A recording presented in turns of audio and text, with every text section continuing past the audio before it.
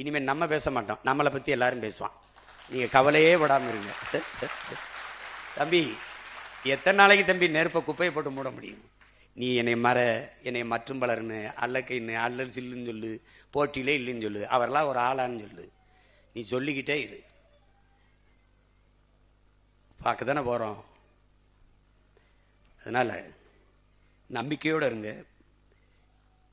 நம்ம அப்பாவுடைய நினைவை போற்றுகிற நாளில் அவர் எந்த நோக்கத்திற்காக வாழ்வின் இறுதி நொடி வரை உறுதியாக நின்றாரோ, அப்பா மட்டும் இல்லை, அந்த குடும்பமே அர்ப்பணித்து நின்றுச்சு. என் தம்பி, என் மருமகன் எல்லாருமே, இந்த அங்கே எல்லாருமே இந்த இனத்திற்காக பாடியவர்கள் தான். அப்போ அந்த கனவு, அந்த நோக்கம் நமக்கு கையளிக்கப்பட்டிருக்கிறது.